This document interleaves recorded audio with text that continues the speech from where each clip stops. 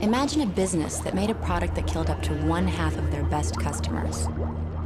It wouldn't kill its users suddenly, but slowly and insidiously through poisons that cause or exacerbate cancer, heart disease, strokes, and lung disease. Imagine that the companies knew their product was deadly and addictive, but kept manufacturing it anyway. Imagine that the companies spent billions of dollars every year to replace their dying customers through advertising campaigns that hook new users, especially young ones, by making the product look fun, sexy, and inviting. Meet the cigarette.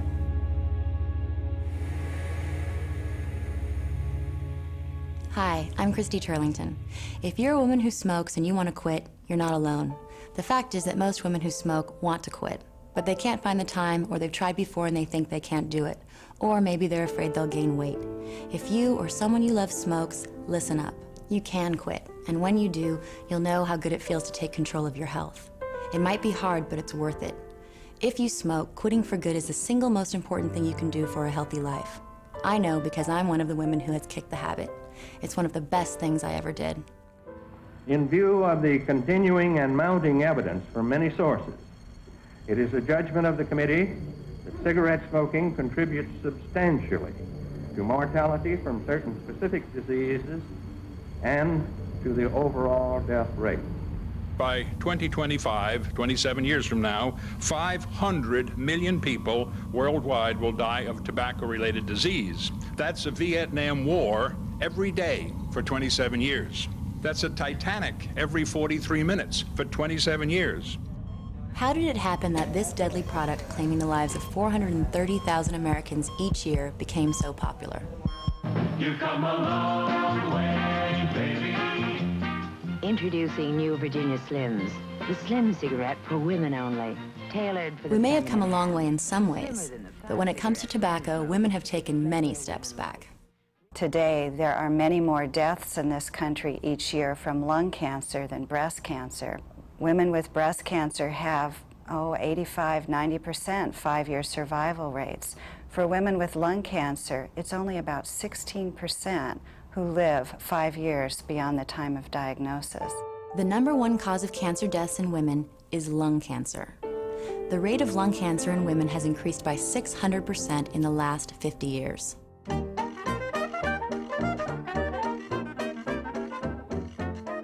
Beginning in the 1920s and continuing today, tobacco companies have targeted women with aggressive advertising campaigns designed to win them over. The cigarette has been sold as a means for weight control and a symbol of freedom and independence. Later themes, such as It's a Woman's Thing, or more recently, Find Your Voice, have continued to suggest that the cigarette is somehow a badge of women's freedom. I think the irony is that it's just the opposite. Cigarettes have been portrayed by Hollywood and the media as a glamorous accessory that will make women seductive and alluring. But the promised freedom and attractiveness turned out to be anything but. The real ploy behind the marketing was to get women hooked on one of the most deadly and addictive substances we know. It's true.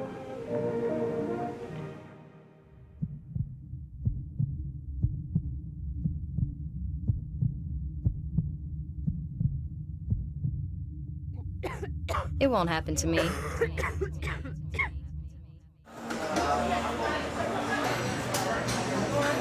Lung cancer is a possibility. I do think about that. I have watched things on emphysema, and it's very scary. I guess it's just not the way I visualized myself dying. Maybe that sounds weird, but I've always just figured I'll, live till I'm old and get hit by a truck when I'm 70. My father died of lung cancer. He was 64. It was a senseless death because it could have been prevented. Not everyone who smokes will die from it, but as many as half of all long-term smokers will. Everyone thinks she won't be the one, but why take chances? I really don't think smoking is bad. That pretty much depends on how often you do it. Lung cancer, emphysema, heart disease, anybody that thinks that they're going to be able to smoke and won't develop some of these complications or diseases is delusional. I feel as though that I'm young and there's no way possible I can get lung cancer. I'm only 24. Meet Pam Laffin, who started smoking when she was just a kid. I started smoking because I wanted to look older, and I got hooked. Cigarettes gave me asthma and bronchitis, but I couldn't quit. I didn't quit until I got emphysema and had a lung removed. I was 24. I'm 26 now. The medication, which I'll take for the rest of my life, left me with this fat face and a hump on my neck. I started smoking to look older, and I'm sorry to say, it worked. The things that I didn't understand about smoking-related illness are, first of all, the doctor doesn't say you have cancer and or you have emphysema and then you die. It takes a while, and it's not a pleasant way to live. The transplanted lung went into rejection, which means my body started to reject it. And now my 13-year-old daughter kind of feels like she's the head of the household because of a lot of the responsibility of the household falls on her. And so I feel really bad. I feel really guilty that I took away their childhood. I feel really guilty that they have to worry about me. If I have to go to the hospital in an ambulance and my kids watch me go away in an ambulance, they really don't know if I'm ever coming home.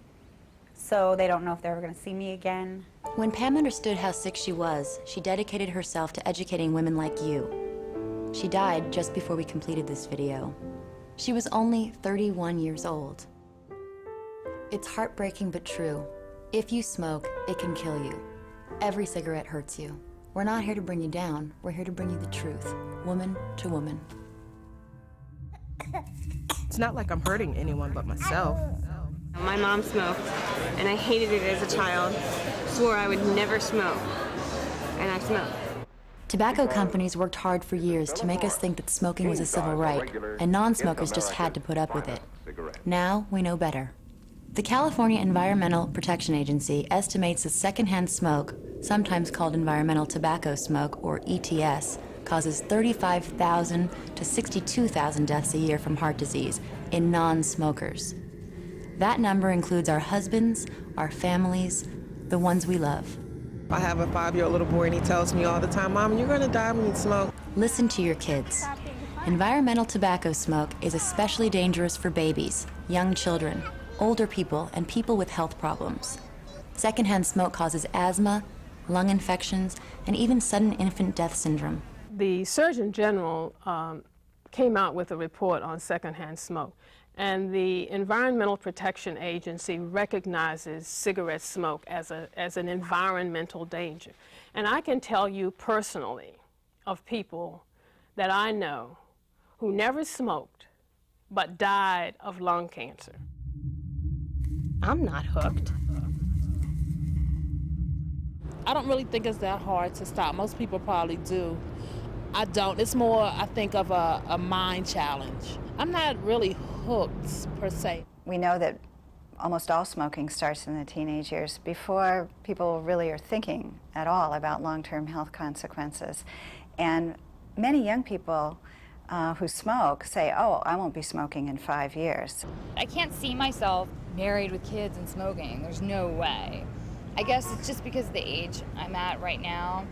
All that's pretty much a myth, because most kids who were daily smokers as teens are still smokers 5 years later. Almost every smoker I've ever talked to started out believing she could quit whenever she wanted. So let's look at all the facts. Nicotine is one of the most addictive drugs known to man and one of the most destructive substances in our society. In the beginning, it might not have been known that the nicotine was the addictive substance in cigarettes. But the cigarette companies found that out quite quickly. A lot of what the tobacco companies knew decades ago has now come to light in recently released internal industry documents. The cigarette should be conceived not as a product, but as a package. A product is nicotine. Think of a cigarette pack as a storage container for a day's supply of nicotine. Think of a cigarette as a dispenser for a dose unit of nicotine. Think of a puff of smoke as a vehicle of nicotine. We now possess a knowledge of the effects of nicotine far more extensive than exist in published scientific literature. Moreover, nicotine is addictive. We are then in the business of selling nicotine, an addictive drug. You raise your right hand. Do you Compare what these secret documents reveal to what the CEOs of these same companies were saying in public. Yes or no? Do you believe nicotine is not addictive? I don't believe that nicotine or our products are addictive.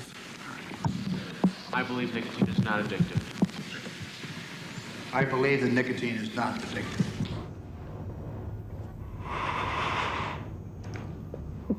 How can they say that? It is especially important for women to understand how harmful and addictive tobacco is, because when a woman gets pregnant, her smoking harms her unborn baby too. Women who smoke are more likely to have smaller and sicker babies. Women smokers are also more likely to be infertile and have more miscarriages than non-smokers.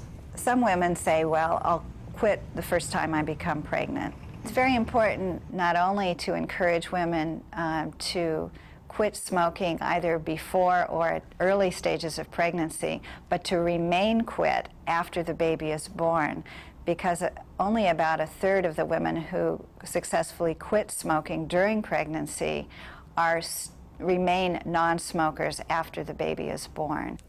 Despite all that we know about how dangerous it is, many women continue to smoke during pregnancy. It's so much better never to start.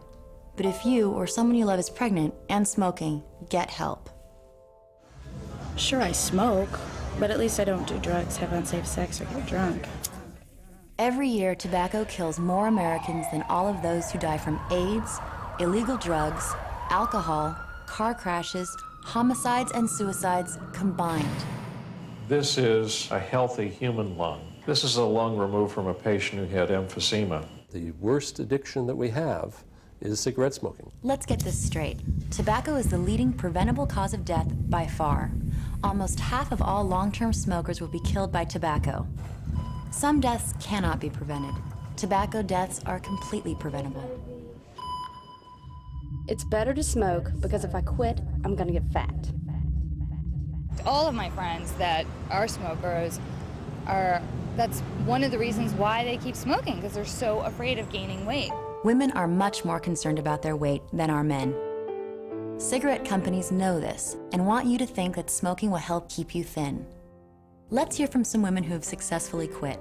I didn't gain any weight. I think that if you implement some daily exercise into your life, some other types of physical activity, maybe walking, as opposed to standing outside and having a cigarette. People who quit smoking, on average, gain a few pounds. What would you rather have? A few extra pounds or bad breath, yellow teeth, smelly clothes, losing several dollars, if not $5 or $6 a day to an industry which is ultimately very likely to make you a victim and to claim you in an early death. And if you think that smoking makes you look good, think again. Don't look at the pictures. Don't look at the Virginia Slims and, they're free, alive with freedom. Follow a smoker around and look at how crippling it is. My nails were yellow and brittle. My skin was, dry. I'm not even going to get into the number of men that I missed out on dating because they didn't date girls who smoked. I smoke light cigarettes so I won't get hurt as much. Something wonderful. The cigarette companies knew when people started worrying about the health effects of smoking. They made changes in cigarettes to make smokers think they were smoking safer, calling them light and pure. These changes were part of a long-running public relations campaign to hide the real health hazards of cigarettes, to keep current customers smoking, and to attract new smokers. That didn't deter me from smoking them because they were light. Why wouldn't they be better for you? What I found with cigarettes that are supposed to be light and supposed to be, I guess, better for you is the idea is that you just smoke more of them because there's less nicotine, so you feel like you haven't gotten your full hit and you need another one. It's interesting that since filtered cigarettes have been developed and have become more popular, the types of lung cancer that people get, including women, has changed. There's no such thing as a safe cigarette. And the poisonous ingredients in cigarettes aren't just limited to tar and nicotine. Here's a typical recipe for a cigarette. Lead. Ammonia, a household arsenic, cleaner. used in rat poison. Benzene, used in making dyes. Butane gas, used in lighter. Carbon monoxide, a poisonous gas. DDT, a banned insecticide. Polonium-210, a cancer-causing radioactive element. I've tried to quit, but I can't. if you're paying attention to the news now, then you know that smoking's dangerous. But at this point, how do you stop? But I think I could quit one by one. You know, I just can't, like, okay, I'm throwing this pack away. I'm not smoking ever again. No, I can't do that. It's not a sign of weakness if you have to use a patch to quit smoking. It's a sign that you've determined that you're going to improve your health, and this is the way you're going to do it. But I just think about what my life felt like before I was smoking again, and it was a much better place to be, and I'd like to go back there. The good news is you can quit, and there's help. It might not be easy, it may not happen the first time, but there are 50 million Americans who have quit. That's more than who still smoke. There are also exciting new developments in pharmaceutical therapies that can help. I think it's very important to emphasize that it's never too late to quit smoking. Don't stop trying. I tried several times to quit, and I was finally able to do it. Don't be discouraged. It takes time. I mean, you're literally changing your life. I'm strong. I have to be strong. I am strong. And you really have to get your mind in that sense that you're not going to, you know, that control, that you are now in control, not the cigarette. Every time you don't give into that urge, you feel so good. You're so happy that you didn't smoke, and then you're like, ah, you feel better, it's past. Your hands don't smell, your hair doesn't smell. You don't have to hide it and run and brush your teeth and hide it from anybody. You know, you're just happy with yourself that you didn't give in. Now that you know you're not alone in this, reach out for help. For great quitting tips, visit the Centers for Disease Control and Prevention's website. You can also visit Dr. Bill at Thrive Online on Oxygen.com. He's a former smoker himself and offers a lot of help to stay motivated and stay healthy. The point is to keep trying. Do whatever it takes. It's your body and your life. Don't give up giving up. Lines unspoken, hearts cracked, love so pure, even if it's not given.